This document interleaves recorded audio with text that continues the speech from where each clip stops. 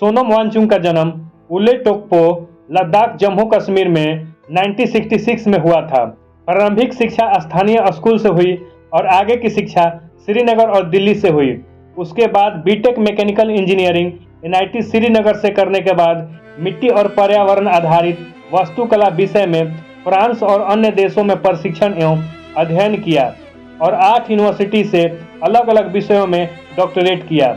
सोनम ने पढ़ाई के दौरान ही छात्रों की मदद के लिए student educational and cultural movement of Ladakh की स्थापना की। उसके बाद लद्दाख के शिक्षा सुधार में काम शुरू कर दिया, विशेषकर फेल स्टूडेंट के लिए वैकल्पिक शिक्षा मॉडल बनाया, जिसके द्वारा फेल स्टूडेंट को भी फिर से पढ़ने का मौका मिला। उसके बाद उन्होंने सोलर एनर्जी और सतत टेक्नोलॉजी का प्रयोग किया, आइस स्टम तकनीक को विकसित किया, जिससे लद्दाख के किसानों को पानी की समस्या से राहत मिली। साथ ही भारतीय सेना के लिए डबल लेयर वाला टेंट बनाया, जो ठंडे प्रदेशों में बहुत कारगर साबित हुआ।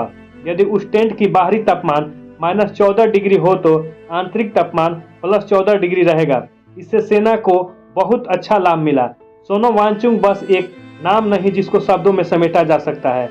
लद्दाख और भारत के लिए उपलब्धियां हैं जिनकी कृति ऐतिहासिक रही है, इसलिए उन्हें कई पुरस्कारों से सम्मानित किया गया, जो इस प्रकार है।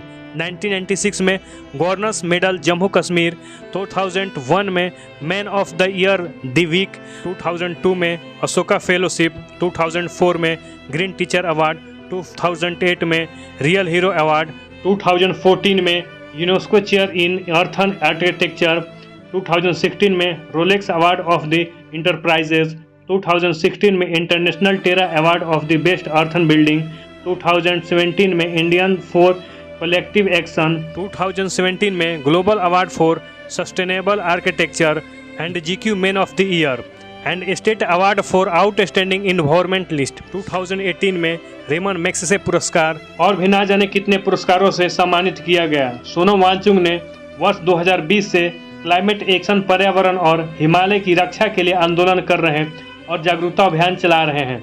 सोनम का कहना है कि मौजूदा सरकार बीजेपी के द्वारा वर्ष 2020 में लद्दाख को 6ठी अनुसूची में जोड़ने की बात कही गई थी और भी तमाम बातें कही गई थी, लेकिन 5 साल बीतने के बाद ऐसा कुछ नहीं हुआ जो वादा किया गया था। इसके लिए सोनम वांगचुक भूख हड़ताल पर थे और उनके साथ उनके समर्थक भी थे। सरकार के द्वारा कोई आश्वासन नहीं देने पर युवा समर्थकों ने उग्र होकर आग लगा दी, जिसमें सीआरपीएफ की गाड़ी और बीजेपी दफ्तर को भी आग लगा दिया। बीजेपी सरकार ने सोनम वांगचुक को गिरफ्तार कर उन पर एनएसए लगा दिया। एनएसए का मतलब है नेशनल सिक्योरिटी एक्ट, यानी राष्ट्रीय सुरक्षा एक्ट। एनएसए ऐसे व्यक्तियों पर लगाया जाता है जिससे राष्ट्रीय सुरक्षा या सार्वजनिक शांति के लिए खतरा हो या आपराधिक आतंकवादी गतिविधियों में इस्तेमाल किया जाता हो। मतलब कि सरकार जो वादा करे उसे नहीं करने पर आप याद दिलाएं या आंदोलन करे तो आप पर एनएसए लगा दिया जाएगा। कहाँ तक सही है? जो व्यक्ति अपने समाज और देश के लिए इतना सोचता हो, किए गए वादों को गिनवा दे तो उसे देशद्रोही साबित कर देंगे, उसे गिरफ्तार कर लेंगे। ऐसी तानाशाही सरकार की मनमानी नहीं चलेगी। जनता जाग चुकी है, अब युवा पढ़े लिखे हो गए हैं। एक ही मुद्दों पर दोबारा वोट नहीं मिलेगा। खोखले वादे को लोग अच्छी तरह से समझ चुके हैं, अच्छी तरह से जान चुके हैं। बाकी आपकी क्या राय है? कमेंट बॉक्स में ज़रूर बताएं।